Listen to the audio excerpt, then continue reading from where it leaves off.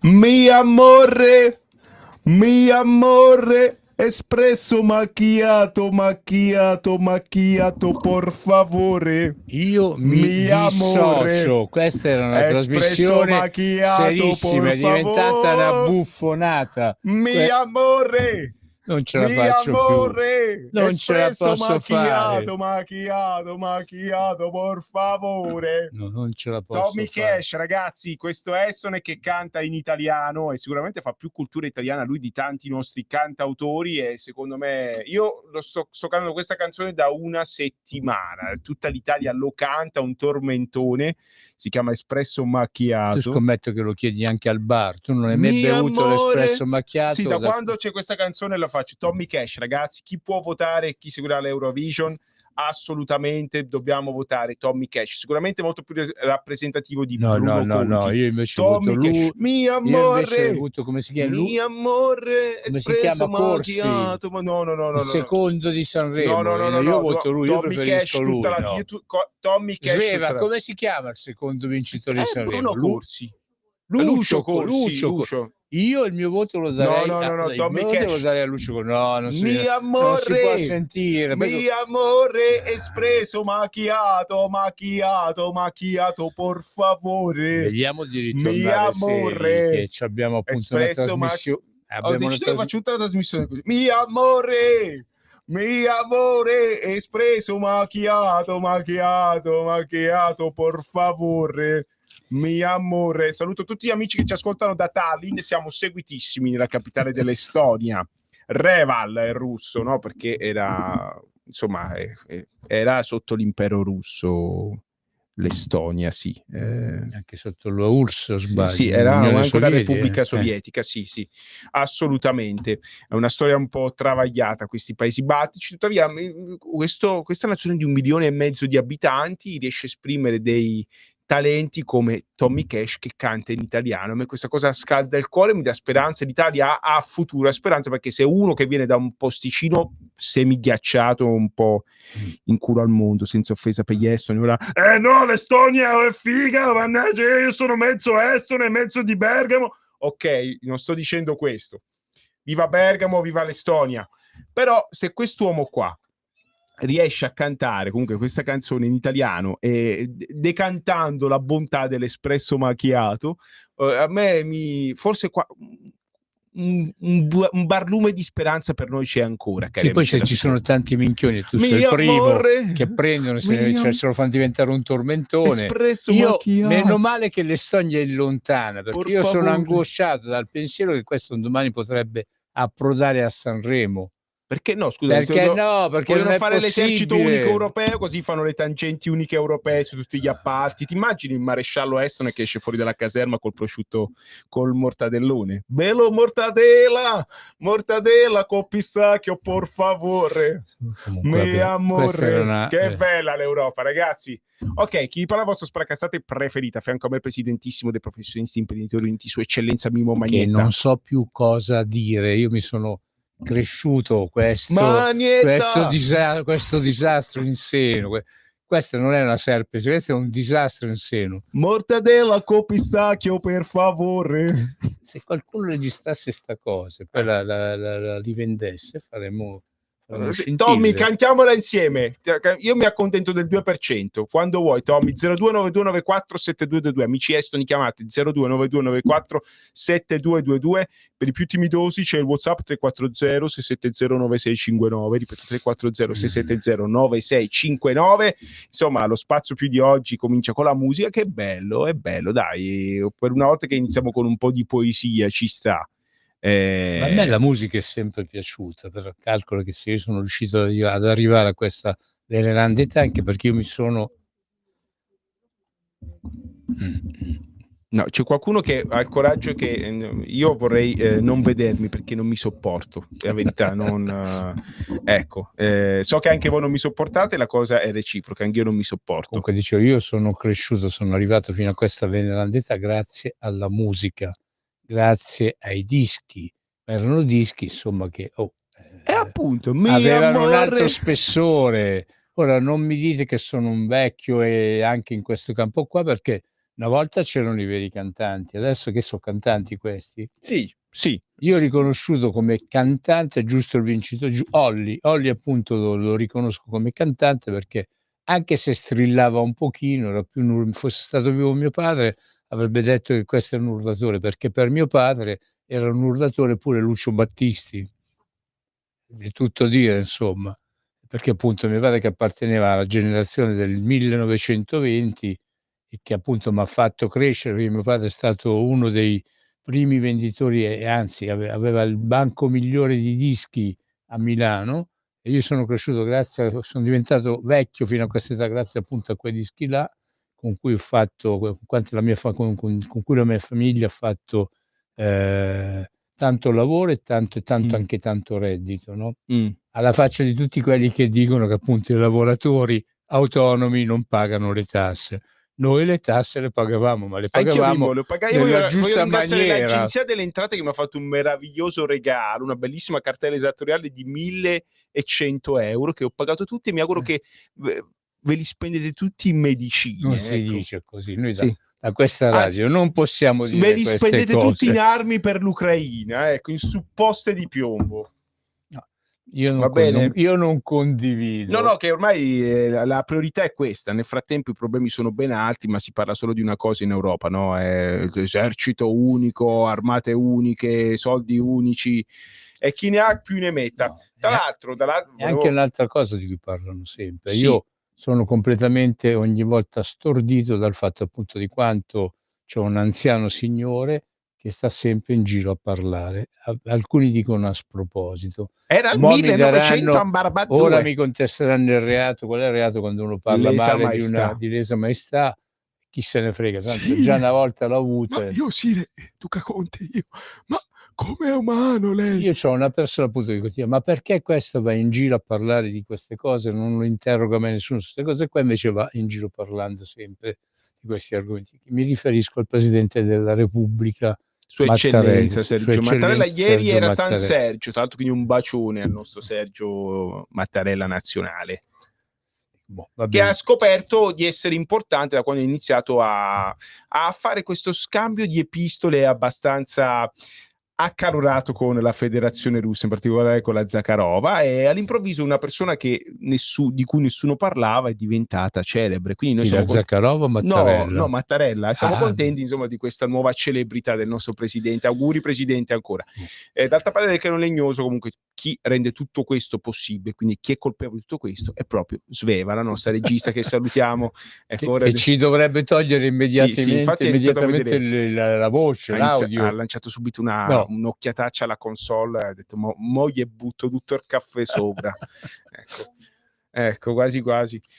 Lo fa. Allora Mimmo, oggi, visto che siamo pieni di energia, volevo parlare di una cosa importante. Io premetto che avrei dovuto parlare ancora dei miei amati vignaioli della ciociaria. Sì, ecco. Io dei perfidi vignaioli Però appunto ne parleremo settimana prossima, perché appunto c'è stato l'ospite di oggi che è stato invitato a un altro incontro che non poteva assolutamente mancare, e perciò preparatevi, settimana prossima si parla di vini e si parla di quello che la grossa distribuzione, dell'uso distorto che la grossa distribuzione a volte fa di certe tipologie di vini. Ma però anche perché oggi siamo partiti col caffè. Espresso macchiato, infatti, por favore. Infatti io cerco di riequilibrare in questa maniera. Anche il caffè sono esplosi i prezzi del caffè, come ben vedete, è quasi raddoppiato il prezzo, sia di quello del supermercato che non parliamo di quello del bar. C'è una crisi di coltivazione, quindi offerta, e poi la domanda è esplosa. Quindi, come vedete, se pure in Estonia si sono accorti... Sta esplodendo, come si chiama quella grossa ditta che c'è anche in piazza San Fedele, cos'è? Starbucks, Starbucks, sì, per i prezzi del caffè. Pensate un po', cari amici, praticamente anche loro hanno sentito qualche settimana fa che la Campari doveva ridurre del 10%. La Campari appunto è un'azienda fermata che è finita però in proprietà in mani. Che fa alcolici, per chi non lo sapesse, ha sede qua a Sesto San Giovanni, così tutti gli amici a casa. Sesto San Giovanni è una cittadina, la vecchia provincia di Milano. La vecchia Stalingrado Sì, vicino a Milano. È un'intera conurbazione, di fatto è quasi un quartiere di Milano, non si capisce nemmeno quando finisce Milano e inizia Sesto, se non perché a Sesto le strade sono un po' più pulite e decenti rispetto che a Milano. C'è il sindaco che è migliore, evidentemente. Sì, salutiamo un amico, è un amico il sindaco. Il sindaco è bravo. Sì. Sempre presente il Stefano. Bravo Stefano. Poi cerchiamo anche il nome, era il marito della Sardone. Sì, sì. Comunque appunto dicevo, la Campari, io ho dato la notizia nella passata trasmissione, forse 2 trasmissioni fa, Roberto Di Stefano. Sì, ciao Roberto. Ho dato la notizia appunto che la Campari voleva tagliare il 10% i suoi dipendenti. Perché la gente beve solo il caffè ormai. No, non è vero, perché anche la Campari è finita in mano straniere, praticamente quando decidono di tagliare, cosa fanno? Cominciano tagliando Sì, ma il problema in questo caso della Starbucks, questa catena anche loro vogliono mondiale, tagliare, il problema è che hanno deciso di tagliare anche loro il 10% di loro dipendenti. Motivano per il fatto che è esploso il prezzo del caffè. Però guarda caso, da quando loro hanno motivato da quando hanno dichiarato sta cosa qua, sono saliti in borsa. Le azioni in borsa sono salite. Cambiato l'amministratore delegato. Io dico, ma chi investe soldi? No, attenzione Mimmo, tu non sai come la modalità di licenziamento, perché tutti i dipendenti oggi sono in smart working, sono in telelavoro. Ecco, noi usiamo i termini italiani. Se un estone fa una canzone in italiano, non capisco perché devo parlare in inglese, cari amici a casa. Quindi sono in telelavoro. Eia, alala. E stanno aspettando di sapere se possono lavorare ancora o meno. Fino alle ore 20 di oggi devono stare davanti al computer ad aspettare una chiamata su Meet, cioè il servizio di videochiamate che offre la Gmail, Google, Android, ecco così, sulla mail di Google. Ma così. gliela pagano questo lavoro da remoto? In teoria se sono in smart working. Voi pensate un intero giorno dietro un computer ad aspettare una chiamata che ti licenzia, perché verrà fatta a sorte, in pratica 1100 persone in tutto il mondo che hanno la sfortuna o la fortuna per la di Starbucks sono insomma tediate. Sembra quasi che quel gioco, come si chiama, Squid Game, tu aspetti davanti a uno schermo di essere eliminato, è qualcosa di fenomenale. Ecco, qua invece di andare avanti stiamo tornando indietro, fa quasi rimpiangere la servitù della ma almeno una volta ci si sparava addosso, ci si infliggeva bastonate, l'arma bianca. Ma invece praticamente ti arriva un messaggio via online, poi arriva un drone e sei finito. È tutto cambiato, è proprio il mondo che è cambiato. Insomma. Sì. Io sono diventato un vecchio di puntini, come spesso e volentieri vengo appellato da questo che io tengo qua a fianco. Per me sono diventato un vecchio di M, che serve a poco e niente. È un boomer, oh. Io bevo lo sciroppo di Sfera. Diciamo che Sfera, che è di Cinisello, anche il sindaco Giacomo Gilardi, che è anche lui di Cinisello, un amico, anche il sindaco di Cini. Comunque insomma questi praticamente decidono di rovinare l'esistenza al 10% di lavoratori della forza lavoro, sì. E noi glielo facciamo fare, perché di questo 10% ricordiamocelo che buona parte poi, per esempio, per quanto riguardava la Campari, sono 1000 dipendenti, in quel 10% di dipendenti che verranno licenziati in tutto il mondo, perché la Campari ha stabilimenti, mi pare in 26 paesi differenti. 1000 lavoratori rimarranno a casa. Ma come sono usciti fuori quest'altri, anche loro con questo 10% ci saranno sicuramente 1000 lavoratori italiani che diventeranno disoccupati. A me questa è una cosa che veramente mi verità indigna. Di Starbucks 1000 lavoratori in tutto il mondo. Non si sa in quale paese hanno più. Parlato di 1000. Sì, in Italia non ne sono così tanti, grazie a Dio. Comunque, ecco, mi sono dimenticato. È impossibile appunto che non ci sia una reazione da parte dei lavoratori e di chi i lavoratori dovrebbe rappresentare. Come dice J.D. Vance, è stata fatta la conferenza di Monaco, dove tutta questa gente che ha libro paga dei contribuenti, perché alla fine c'è USAID, cioè abbiamo capito che c'è questa branca del Ministero degli Esteri americani, del Dipartimento di Stato, che finanziava con $200 miliardi delle tasse americane giornalisti a libro paga, media amici, partiti più o meno amici, E guardate un po', Trump sta facendo saltare anche questo. La cosa che fa male è che anche in Italia c'è un sistema del genere che Fratelli d'Italia, grazie al sottosegretario Galeazzo Bignami, sta perpetuando, perché in Italia dovete sapere, cari amici a casa, che grazie a Fratelli d'Italia ha raddoppiato il finanziamento pubblico ai quotidiani, ai giornali. Alle radio no. No, questa radio che anzi, una mano al cuore nell'altro portafoglio, perché mentre i giornali ingrassano, insomma, arrivano soldi a valanga e la gente non li compra più. C'è un crollo del 25% rispetto all'anno scorso dei giornali acquistati. L'unico pirla che continua a comprare i giornali è il sottoscritto, perché è anche la regista. Anche gli unici pirla che continuiamo a finanziarli siamo noi italiani, con le vostre tasse, cari amici a casa. Sveva, carissima regista, lo sai che io leggo il Messaggero da quando avevo 13 anni. Ora ne ho qualcuno di più, ripeto, io il Messaggero lo chiamavo il menzognero. Per me il Messaggero era il menzognero. L'ho comprato fino all'altro giorno, anzi l'altro giorno che stavo in ciociaria, appunto, compravo l'edizione quella di Frosinone. È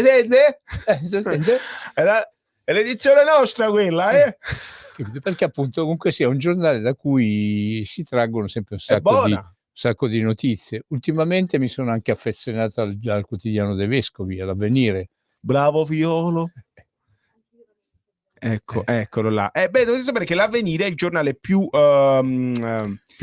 finanziato dal finanziamento pubblico, come quello che viene regalato in tutti gli ospedali, in tutte le prigioni, in tutti i sanatori. La testata italiana che prende più contributi in assoluto è proprio l'Avvenire, il giornale dei Vescovi, che lo pagate voi, cari amici. Invece i giornali dovrebbero essere dati i finanziamenti dovrebbero essere stabiliti in base agli abbonamenti o alle vendite effettive che uno fa. Invece ci stanno i soliti paraculi. Ma sappiamo benissimo che invece usano questo sistema. Trova molti quotidiani abbandonati, poggiati nelle stazioni delle metro, nelle stazioni ferroviarie, dentro i vagoni. Fino a qualche tempo fa pure nei vagoni dei regionali trovava copie di famosi giornali, uno di questi che ha sede in via Rizzoli, ecco, sì. E fanno copia, anche se non vengono venduti, ma vengono distribuiti, fanno tirature. Maggiore la tiratura, maggiori sono i contributi pubblici e maggiore l'introito pubblicitario. Scusami Mimmo, così anche gli amici a casa capiscono.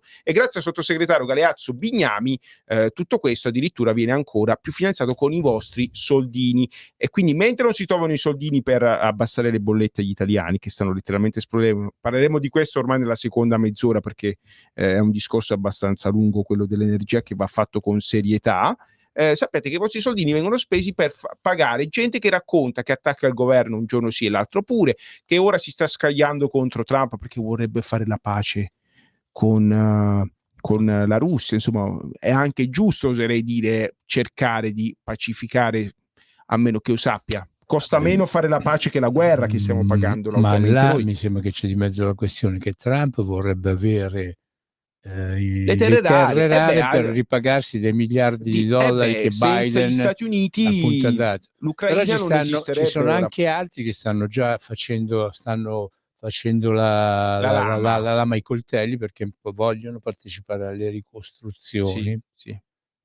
Ma un po' di cemento non se nega a nessuno, ecco, e noi ne sappiamo qualcosa grazie a Cetto la qualunque. Ma comunque stavo dicendo, J.D. Vance, il vicepresidente degli Stati Uniti, ha fatto un bellissimo discorso alla conferenza di Monaco e ha detto all'Europa: il nemico dell'Occidente non è la Russia, siete voi stessi. I nostri governi sono i nemici del popolo. L'ha detto pure, voi avete paura delle elezioni dei vostri popoli. E basta vedere quello che accade. Quando ci sono licenziamenti in massa, nessuno dice niente, è la normalità. Questo nel continente europeo è la normalità. Allora chi è il nemico? Scusatemi, Io non è che sto santificando Putin qua di là, ma se noi permettiamo a chiunque di venire nelle nostre case, decidere quello che dobbiamo fare perché hai soldi, addirittura di licenziare oppure distruggere e devastare interi settori, uno tipo il commercio di cui ne abbiamo parlato da anni, vanno in giro con le valigette piene di soldi, si comprano gli europarlamentari e anche i commissari europei come se nulla fosse. Ha ragione o non ha ragione il vicepresidente degli Stati Uniti a dire che il vero nemico dell'Occidente è dentro di noi? Tu come, ti voglio fare una domanda prima che termini la prima mezz'ora, tu come la vedi sta storia di Macron che è andato e volato anche lui negli Stati Uniti si è messo appunto lì a darsi le pacche sul coppino con Trump. Ha abbassato le orecchie, come no, si invece dice. I giornali, le televisioni, le radio italiane dicono che appunto Macron è andato lì a lottare per l'Unione Europea. Cioè Macron è andato là per guardarsi i cazzi suoi, fatemelo fare sto francesismo, visto che stiamo parlando di Macron. Sì. No, e tutti quanti i soliti giornalisti prezzolati, finanziati con i vostri soldi, prezzolati con i vostri soldi, che Macron è andato da Trump ha ricomposto la cosa. Ma chi ha ricomposto che cosa? Cioè, finiamola appunto di fare sempre una volta l'ho detto e mi hanno mazzolato. Non lo di Mimmo, perché qua già rischiamo la galera per quello che abbiamo detto oggi sul finanziamento pubblico ai giornali, anche se sono i vostri soldi, cari amici. Sì, qua fanno sempre gli allegri con i nostri sederi. Io una volta ho detto che c'è qualcuno che fa il frocio col culo degli altri. No, vi amiamo, amici, venite tutti con noi. Venite dove volete.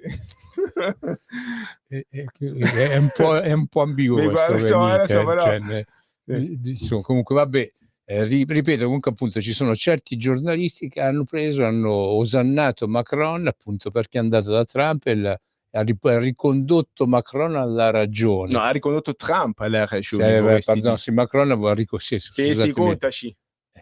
Gli ha detto: caro Trump, c'è un cosciotto di pollo per la Francia, avanza. Così sarà stato. Parliamoci chiaramente. Allora, questo è il nostro destino. Fin quando appunto noi metteremo il nostro paese in mano a gente che va lì, dal potente di turno, e Trump nel caso specifico è il potente del momento, e va lì per perorare i suoi interessi, e noi appunto qua ci sbraghiamo, ci sciogliamo perché appunto Macron è andato da Trump a dirgli: oh, guarda che devi riportarci, ci devi far stare dentro anche noi qua non andremo da nessuna parte. Comunque, ritornando, leggiamo 2 messaggi in merito, così siamo social. Ci hanno scritto gli ascoltatori al 340-670-9659. Perché quando io sono solo non riesco mai a essere social, non riesco. Se non è per Sveva che viene qua e mi apre il coso, io non riesco. Vedi, noi sono ritornato analfabeta. Leggi, allora, dai. Che ci hanno scritto al 340-670-9659, ci scrive Maurizio: certo che l'Europa non ha ritegno e conferma gli aiuti militari a Zelensky, e Macron sorridente ci prende per fessi. Ora per la pace è d'accordo con Trump su tutto, e militari per disimpegno. Ora e non prima, poverino si arrampica sugli specchi, ma ci riuscirà, capito? Meloni? Chi lo sa, però in effetti, come dice Maurizio, ci potevamo pensare noi qualche anno fa, e magari invece di pagare tutto questo ci saremmo risparmiati non solo i soldini, ma anche le vite dei giovani ucraini che sono morti, perché qua si fa carne da macello, russi e ucraini, però i russi sono una razza inferiore, quindi parliamo solo degli ucraini in questo caso, che muoiono copiosamente. Molti cercano di scappare dal fronte, la situazione in Ucraina è tremenda, un paese devastato, almeno nella parte orientale. E in Europa si parla come se nulla fosse, sta morendo della gente, vale la pena fermare questa guerra solo per fermare questo stillicidio, questo sterminio di giovani ragazzi che possono parlare una lingua diversa dalla mia, possono credere a un Dio diverso dal mio, tuttavia hanno la mia età, e io insomma, siccome anch'io sono in età da leva, anch'io se fossi ucraino rischierei, mentre cammino per strada, di essere preso da un furgoncino anonimo e di essere sbattuto al fronte da un momento all'altro, perché così si fanno gli arruolamenti in Ucraina, cari amici a casa. Non posso non avere stima, affetto per questi poveri disgraziati che stanno là al fronte a combattere per cosa? Per un Occidente che manco sa, per un Occidente che è nemico di se stesso e nemico dei suoi lavoratori. Forse sono scemo io, però. Leggo anche l'altro messaggio. Oli ha rinunciato all'Eurovision perché in quel contest è vietato usare l'autotune. Invece il nostro caro amico Tony Cash canta con la sua voce ed è meraviglioso. E quindi con la strofa più famosa d'Europa andiamo in pubblicità. Mi amore, un poco di pubblicità, por favore. Stai ascoltando Radio Libertà, la tua voce libera, senza filtri né censura. La tua radio. Da oggi la tua radio è ascoltabile anche con la televisione in digitale. Sul telecomando della televisione digitale o del tuo ricevitore digitale puoi scegliere se vedere la TV o ascoltare la radio. Risintonizza i canali radio e troverai anche Radio Libertà, canale 252. La tua radio.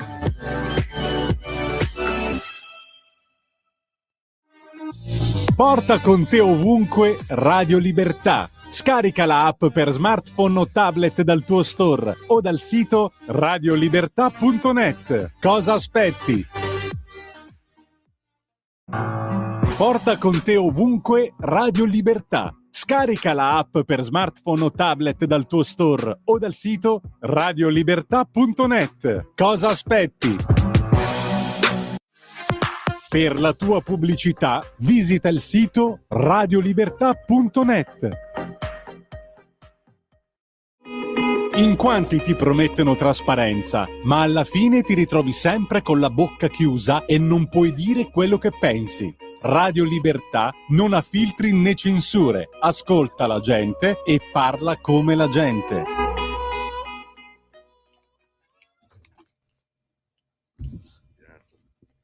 E ricorda che il mattino ha l'oro in bocca, ma soprattutto le fette biscottate, imburrate, ricoperte di marmellata alla ciliegia, accompagnate da un cappuccio montato a panna con il cacao sopra. Buona giornata. Poesia, grazie Vito Coviello, è un poeta e cadeva proprio, cascava a fagiolo questa poesia, grazie. E così siamo tornati nella seconda metà dello spazio PIU, abbiamo dato voce alla nostra gente come è nostro dovere. Ricordiamo 0292947222 per chiunque volesse intervenire in diretta, ripeto 0292947222, e invece per i whatsappoli 340 670 9659, ripeto per i più timidosi c'è sempre il WhatsApp, il canale WhatsApp 340 670 9659. E qua finalmente iniziamo la parte seria della trasmissione. Perciò chi ha qualche telefonata seria da fare può chiamarci. Quindi ora si scatenerà di tutto e di più. Ci potrebbe chiamare Tommy Cash anche volendo. Anche Tony F? No. Pure meglio ancora se ci chiama Tony F. Ok, allora volevamo parlare un po' di quello che sta accadendo nel mercato dell'energia. Sicuramente ve ne siete accorti se le bollette a casa le pagate voi, se invece avete la fortuna di essere allacciati abusivamente da qualche parte, un po' di meno.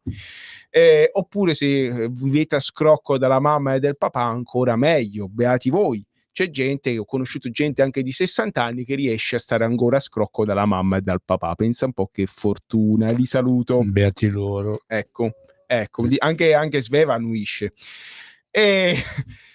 Allora, se anche voi siete dei mortali come me e Mimmo, invece siete accorti che le bollette all'improvviso sono più che raddoppiate. Io ho deciso di andare a raccogliere pezzi di legno, di alberi che sono in giro per i parchi cittadini, perché voglio passare appunto a cucinare col fuoco di una volta. E abbiamo già la prima chiamata della serata. Buonasera, chi è e da dove chiama? Sì, buonasera, sono Giampaolo Bernasconi, chiamo da Faloppio. Ciao Giampaolo. Buonasera Carbonara, buonasera Magnetta. Intanto volevo farvi complimenti perché comunque nonostante tutto Radio Libertà è l'unica radio che passa le telefonate senza filtro. Sembra una stupidaggine ma non lo è, perché adesso Tele Lombardia ha cambiato palinsesto e stanno facendo la censura e fanno la censura anche sulle altre radio. Comunque voglio dire una cosa sui salari, visto che prima state parlando dei lavoratori licenziati, sì, dei sindacati che nulla dicono. A inizio del 2024 è venuta fuori la notizia secondo cui i salari italiani erano i più bassi che c'erano in Europa. I salari erano saliti in Germania del 30%, in Francia del 30% negli ultimi 20-25 anni e sono scesi del 2,9% in Italia. Il salario medio lordo in Germania è di 58.000 euro, in Italia di 38.000 euro e in Francia di 44.000 euro. Ecco, io mi chiedo come mai rimanga solo la destra che non ha schifo del popolo a parlare di queste cose, mentre i sindacati alla sinistra non facciano niente. Poi volevo dire una cosa sull'oro, che la butto lì così. Donald Trump vuole rivalutare le riserve orifere americane, che adesso vengono valutate a $42 l'oncia, e le vuole rivalutare a $2.900 l'oncia. Se questo dovesse succedere, l'oro salirà tantissimo. Parlate dell'oro perché è una cosa importantissima. Grazie, buongiorno. Grazie. Allora passiamo alla seconda chiamata e poi discettiamo anche di questo. Buonasera, chi è, dove chiama? Ciao, sono Marco. Senti, ti volevo dire questa cosa. A me, come persona che vota la Lega da praticamente sempre, piacerebbe sapere questa cosa, visto che stiamo parlando di Trump, abbiamo parlato di Trump e del fatto che, piaccia o meno, Trump è un grande risolutore, è una persona che ha fatto molto di più negli ultimi 20 giorni che non l'amministrazione Biden in tutti quegli anni d'amministrazione sciagurata, creando problemi a non finire. A noi con le bollette, a noi con la guerra, a noi con un disavanzo terribile in termini di contratti con gli Stati Uniti stessi. Ecco, però quello che mi piacerebbe sapere ora dai nostri parlamentari della Lega è questo: ma quanto abbiamo pagato per finanziare Zelensky, che ora scopre che la pace è possibile? Quanto abbiamo pagato negli ultimi 4 anni? Cioè, parlo di noi contribuenti, parlo di me come contribuente. Quanto abbiamo dovuto pagare per mandare le nostre armi al fronte, visto che i contratti militari e le forniture militari sono comunque segretate?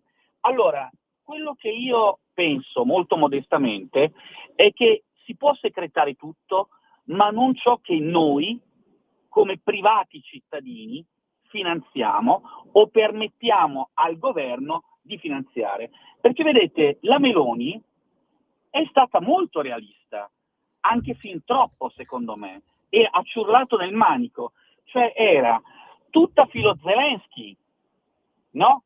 Era tutta filo Biden, fin tanto che l'amministrazione degli Stati Uniti ci imponeva una certa linea. Adesso, magicamente, scopriamo che si può fare qualcos'altro. Ecco, però ciò non ci impedisce di sapere quanto ci è costata questa guerra in questi 4 anni, oltre alle bollette, oltre ad un rincaro generalizzato delle materie prime che noi continuiamo a strapagare e che continueremo a strapagare, mi sa, per i prossimi 20 anni. Vorrei di grazia sapere a quanto ammonta, visto che qualcuno dice che i soldi del PNRR, che non si vedono in investimenti che portino ricchezza, no? E che pure ci costeranno per le prossime generazioni, vorrei sapere se non è per caso con quei soldi che abbiamo anche contribuito a finanziare questa guerra sciagurata. Ciao. Grazie Marco, quoto in pieno.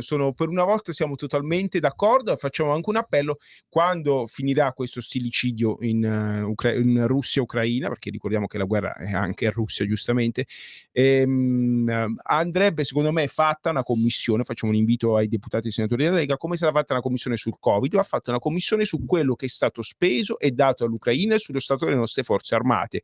Dico che il mio ex reggimento, il terzo artiglieria da montagna, che ha sede a Remanzacco in provincia di Udine, che lo sappia, è rimasto quasi senza niente, è stato portato tutto là.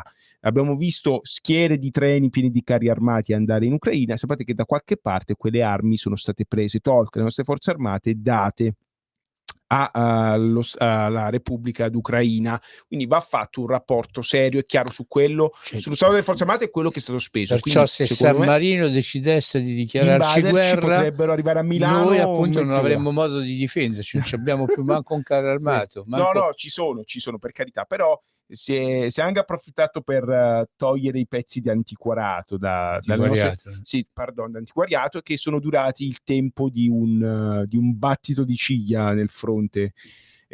Davvero sono state rifilate anche certe ciofeche. Tuttavia stato fatto uno sforzo economico enorme da parte della Repubblica Italiana e del popolo italiano, e questo va assolutamente rendicontato e spiegato ai cittadini italiani. Non facciamo, ecco, cara Meloni, cari Fratelli d'Italia, non fate l'errore del PD, perché a volte mi sembrate la brutta copia del PD.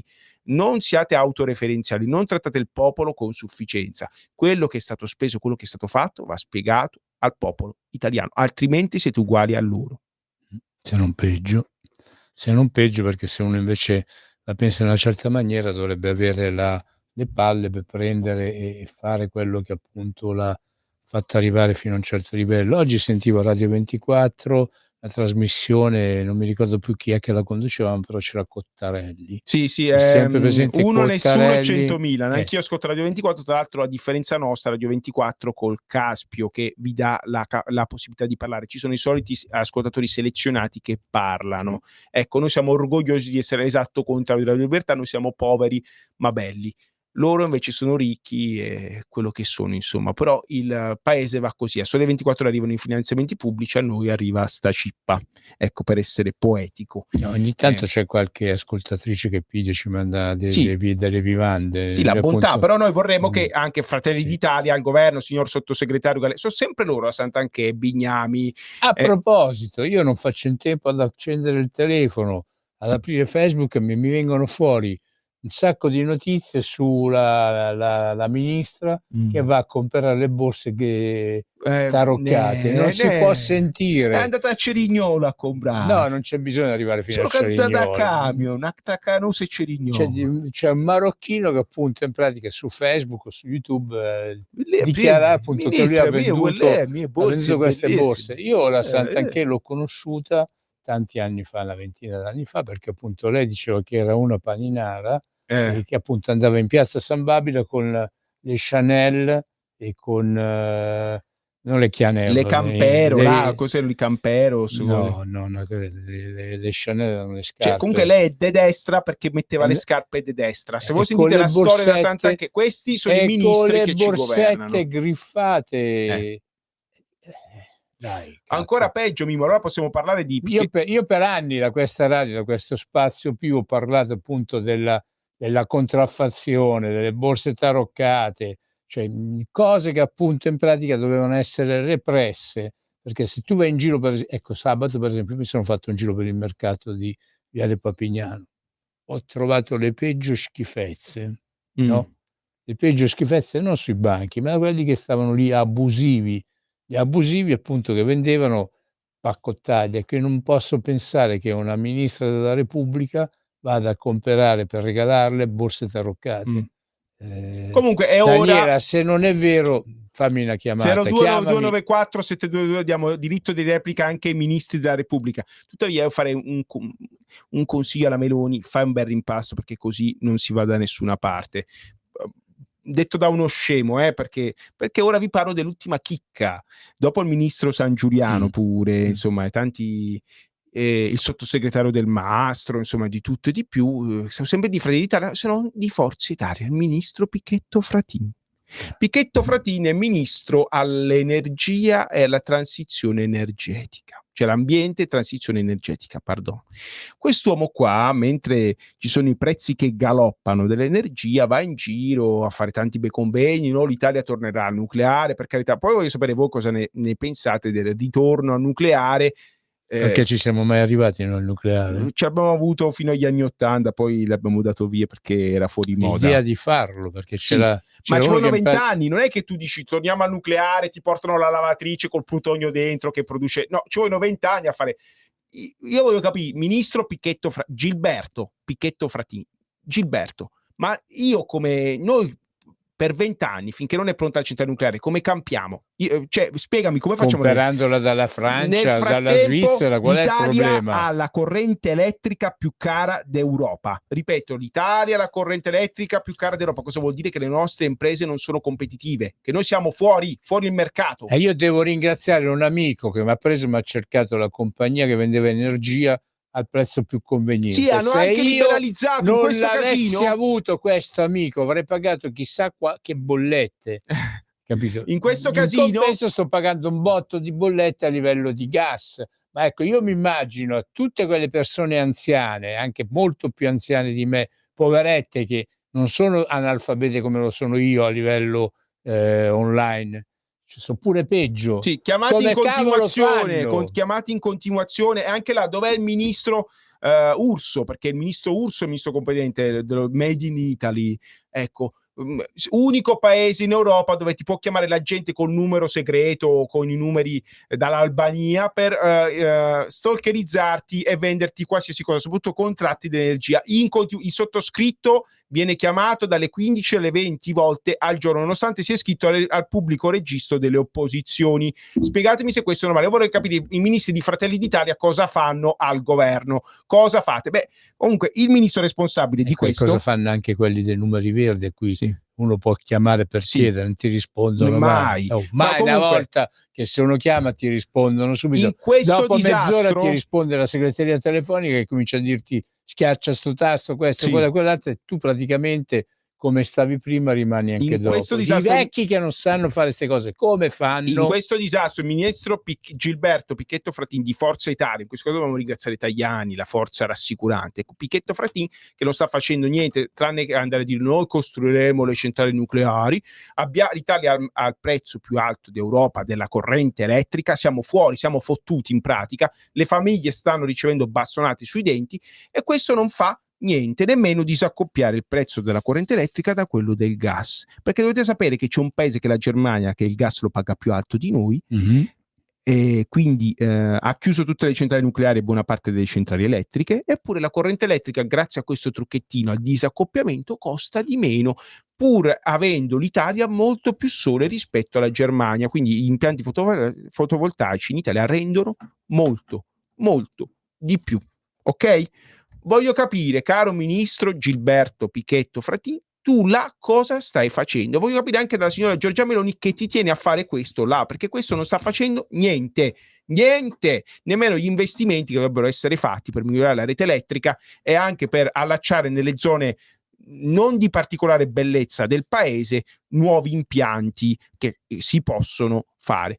Il ministro Gilberto Pichetto Fratin non sta facendo nulla di tutto questo. Abbiamo zone spopolate dove non c'è una pala eolica, abbiamo zone invece meravigliose, io parlo della provincia di Foggia che è meravigliosa, dove le pale eoliche sono ovunque, è uno schifo, non è una provincia, è un ecomostro. Sono stato con Mimmo Magnetta, che è originario di là, al castello Normanno Svevo di Lucera, ci sono le pale eoliche sotto le mura del castello. Ditemi voi se questo è possibile. E Federico era d'accordo? No, assolutamente. Federico II sicuramente no. Io voglio sapere il ministro Gilberto Pichetto Fratin cosa sta là a fare. Quindi va l'invito ancora: chi può fare, faccia il rimpasto di governo, perché con questa gente non si va da nessuna parte, tanto più che qua falliamo tutti, saltiamo comunque. Sapete qual è stata la risposta del ministro Pichetto Fratin? No, non c'è bisogno di fare niente, tanto tra un po' finisce la guerra con la Russia e torniamo a comprare il gas da loro e risparmiamo. Cioè, questa è una risposta che può dare uno di Bari, cioè non senza un piemontese, no, perché Gilberto è piemontese, ha avuto vari incarichi a livello governativo e anche politico amministrativo piemontese, non c'entra niente. Tra l'altro, ma rispondere come un attore di Modù, finisce la guerra con la Russia e ricominciamo a comprare come prima. Questa è la serietà. Scusatemi, poi ci credo che la gente si incazza, non va a votare, succede questo e quest'altro. Quello che Federico sta dicendo io lo condivido pienamente. Perciò se dovete denunciare qualcuno, denunciate anche me, anzi denunciate me, che sono io il responsabile di questa trasmissione. Così sarà anche il modo per prendere e incontrare finalmente appunto questi personaggi che, potendo fare, non fanno. Che dovrebbero servire la Repubblica, perché, tra l'altro il popolo, ma non fanno nemmeno quello. Guarda caso Gilberto ha avuto una sua parte anche in quello che è stata lo sviluppo della direttiva Bolkestein in Italia a carico degli ambulanti e dei balneari. Io con Gilberto ho già alcune remore date dal passato. Lui è stato al Mise, lui è stato quello che appunto era sottosegretario al Ministero dello Sviluppo Economico. Aveva la competenza per quanto riguardava gli famigerati ambulanti. Ha fatto sempre un sacco di guai quest'uomo, ovunque sia stato messo. È stato voluto là da Berlusconi, ora il buon Silvio è passato a miglior vita, magari che Kennedy Camarina, che insomma è di idee molto è di ampi orizzonti, insomma, sembra quasi la leader dell'opposizione, se non l'avesse già in opposizione una leader. E quindi leggiamo i messaggi che ci mandate. Allora, Dino da Brescia ci scrive: che Mimmo fosse estimatore dell'Avvenire mi lascia esterrefatto. Mimmo, rinsavisci. E di Mattarella che ne dite, che continua a esternare? Dino da Brescia. Dino, ma Dino, ma l'Avvenire è il giornale dei vescovi, non l'Avvenire, quello il Sol dell'Avvenire, capito? Hai capito, figliolo? Non ho bisogno di rinsavire, che sai cos'è? È sempre stato il mio costume, quello di leggere le fonti degli avversari. Anch'io leggo l'Espresso, io le idee me le sono fatte domani. No, non devi leggere quello che... Cioè, è troppo facile leggere quello che ti dice il cervello, a parte il fatto che la stampa vicina al centrodestra fa pena. Cioè, posso dirlo che il giornale, in particolare il Libero, davvero sono qualcosa di scandaloso. Detto da me, chiedo scusa ai colleghi del giornale, ma per me potreste fare molto molto meglio. Lascia molto molto a desiderare la stampa cosiddetta vicina, che poi era di uno, lasciamo stare, era il giornale di Berlusconi, no? Tra l'altro, quindi lasciamo stare, stendiamo un velo pietoso, però è troppo facile adagiarsi, crearsi la bolla, devi capire quello che pensano gli altri. Io mi guardo sempre Mentana la sera per capire quello che la sinistra, i poteri forti pensano del non paese. Guardi del Debbio? No, io guardo sempre Mentana la sera, perché così capisco l'intelligenza, cioè la classe dirigente cosa pensa e la fine che secondo loro noi dobbiamo fare. Guardatevelo perché è istruttivo, pensate con il vostro cervello, allenatevi ad usare il cervello, non vi mettetevi nella comfort zone. Ok, qua invece ci scrivono: ieri sera ho visto un servizio alle Iene, trattava l'argomento fronte in Ucraina, c'è una disinformazione incredibile, in più c'è da lavorare sui giovani che sono i primi a fiondarsi volontari per guidare questi robot e droni da guerra per uccidere altri giovani. Forse la trasmissione dove si vedevano gli ucraini che appunto con gli arti amputati, io ho visto proprio un attimino un giovane che appunto è stato colpito da un missile che gli ha portato via una gamba e che ancora appena adesso stava ricominciando, diciamo, a muoversi con la protesi. Ecco, Zelensky se ne è uscito fuori l'altro giorno dicendo: io sono pronto a dimettermi se l'Ucraina entra nella NATO, cioè, o nell'Unione Europea. Questa è un'altra cosa meravigliosa, cioè l'Europa, la NATO, vabbè, la NATO non disco, l'Unione Europea, fate attenzione che se l'Ucraina entra nell'Unione Europea, tutta quelle migliaia di ragazzi che sono arrivati in Italia, bambini anche, che sono stati presi in affidamento e adottati, rischiano appunto diventando appunto anche loro parte dell'Europa, di essere presi e precettati. Io conosco alcuni bambini che sono stati presi in adozione in Italia e che si guardano bene e hanno la necessità di andare nell'ambasciata o nel consolato ucraino per fare il rinnovo dei documenti, non ci vanno perché hanno la paura di essere presi, acchiappati e mandati in Ucraina, sì, ed essere buttati nel tritacarne. Sì. Non sia mai né Unione Europea ma a me della NATO più o meno non me ne frega una mazza. No, ma la cosa meravigliosa è un discorso, l'Unione Europea non si azzardi l'Unione Europea a tirare dentro l'Ucraina qua, perché in questa maniera condanna a morte tutte le migliaia di ragazzini che sono stati accolti in Italia. Sarebbe un cambio per la pace, cioè Zelensky dice noi entriamo in cambio della pace, perché altrimenti dovete darci i soldi, cioè poi vabbè, lasciamo stare quello che dice quest'uomo. Cioè Zelensky era un comico prima, suonava il pianoforte con il pisello, scusa Sveva, ma era famoso per suonare il pianoforte con il suo pisello. Sì, questa è la specialità. Andate a vedere i video di Zelensky, faceva questo. Scusatemi, non l'ho eletto io presidente dell'Ucraina, siamo un paese di comici dove un partito di un comico ha vinto le elezioni nel 2013, quindi ne abbiamo avuto un altro per 20 anni con un suo partito che si è fatto i cavoli suoi alla grande, si è arricchito schifosamente, però oltre al comico faceva anche il proprietario del Milan. È il proprietario di un'altra raccontava un sacco di barzellette. Ciao Silvio, lo saluto, sicuramente da là se la sta ridendo alla grande. La cosa vergognosa è che l'Europa, cavolo che ci pigliano a Mediaset, col cavolo che ci assumono. Ma io avrei voluto essere assunto il Rai, solo che RPD quando va al governo porta tutti i suoi giornalisti in Rai, compreso le sue registe all'ultimo, e anche le sue registe Rai. A noi il governo de destra non ci porta. Perché non ci portate il Rai? A me io vado anche in Piemonte a lavorare, non è un problema, ci vado subito. Comunque prendo il trenino da Milano ci lavoro e poi la sera rientro. Io vi dico di più, io sono disposto anche ad andare in Calabria, in Sicilia, o io per... Ti mando a te in vacanza pagato. Dai. A parte gli scherzi, salutando il ministro Fichetto, sì, Grattachecca e Fichetto, Fichetto Frattini. Quest'uomo con un vino cervello che copre le... mo come da quel che era corrente. Ecco. Io l'ho detto, andrò a raccogliere la legna e comincerò a cucinare accendendo i fuochi. Con i legni delle bare, come faceva la Camorra cucinava il pane giù in campagna con il legno delle bare che si aprivano. Beh, il pane nel forno a legno, il pane cafone, così lo chiamavano. A parte gli scherzi, no, purtroppo è vero, magari fosse uno scherzo. E chiudo la parentesi, vi fa una cosa, fa pensare, fa schifo. L'Europa dice che la guerra deve continuare, gli Stati Uniti devono continuare a finanziare l'Ucraina per andare a fare questa guerra, perché l'Occidente deve vincere contro la Russia. Però attenzione, non dice all'Ucraina se finisce la guerra vi prendiamo anche domani. Cioè, io direi, se l'Ucraina è un paese amico, dovrebbe entrare anche domani nell'Unione Europea.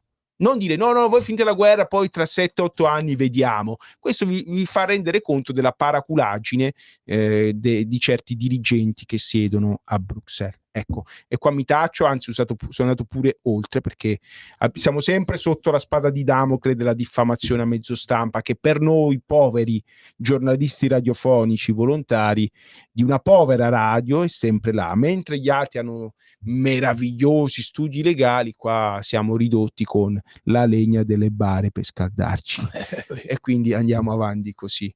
Ecco, comunque, appunto, ripeto, è una cosa veramente seria. Sì. No all'Ucraina nell'Unione Europea, perché si mette a rischio veramente la serenità, la tranquillità di tanti bambini e bambine che sono stati accolti in Italia, che da anni ormai vivono in Italia, hanno fatto gli studi qua in Italia, potrebbero diventare tranquillamente cittadini. Sì.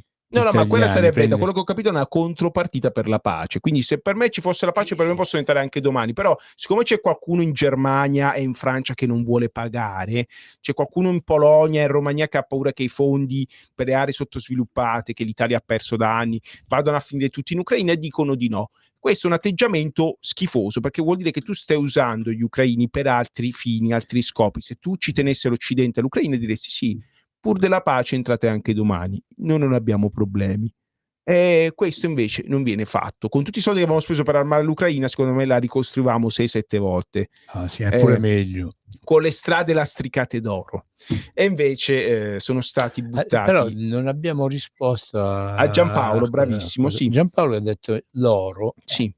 Noi in effetti dovremmo prendere, io tante volte l'ho detto, alcune volte mi chiamavano mamme, nonne, dice, ma come facciamo, dove possiamo investire? Ci sono comunità in Italia che dicono che bisogna investire se avete 2 spiccioli, investite in lingotti d'oro. Io sapevo che nel 2008, quando all'inizio della crisi c'era la comunità israelita milanese che raccomandava ai suoi appartenenti di vendere il mattone, tenersi solo il mattone in cui vivevano. Beh, quadruplicato dal 2008, beato chi l'ha fatto. In alcune zone, però appunto non il mattone, l'oro, più che quadruplicato. E investire in oro, cioè comprate oro. Quindi chi c'è i soldi comperasse l'oro, perché appunto praticamente, come ho sentito appunto questa storia di Starbucks che ha dichiarato di dover licenziare il 10% appunto di impieghi di operai, insomma, di dipendenti in giro per il mondo, è cresciuto in borsa. Sì. E qua è veramente il mondo che va al contrario. Una notizia del genere. C'è un ascoltatore che ci ha mandato il video dove Zelensky suona il pianoforte con il suo augello. Scusate, non userò più quella parola volgare. Vorrei trasmetterlo, ma purtroppo il tempo è tiranno e siamo in conclusione. C'è Sveva che c'è rimasto. No, non si vede l'augello, però però se abbiamo 2 minuti di tempo lo facciamo. Dai, allora, ragazzi, solo per chi ha la connessione HD, guardate questo artista. Non a caso è diventato quello che è.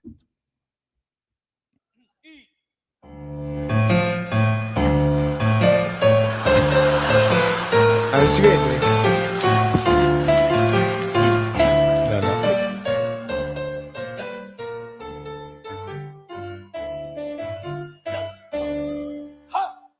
purtroppo non si può vedere, no, però anche avete perché sentito, rischiamo di essere bloccati. Sì, assolutamente, però avete sentito e erano in 2 a suonare, tra cui quello che sarebbe diventato il futuro presidente dell'Ucraina, molto bravo. Allora, noi non lo possiamo trasmettere, potevamo dare gli estremi per chi lo volesse andate vedere. Su YouTube e lo trovate facilissimo. Un saluto il presidente. La nostra è una trasmissione irriverente, sì. Perdonateci. Come era lui, perché lui comunque Volodymyr era un comico che faceva questo, prendeva per il culo che noi il diventiamo potere. Presidenti di Chi una... lo dice? Magari qua c'è il futuro presidente della Repubblica, Bruno Magnetta. Dici, poi, no.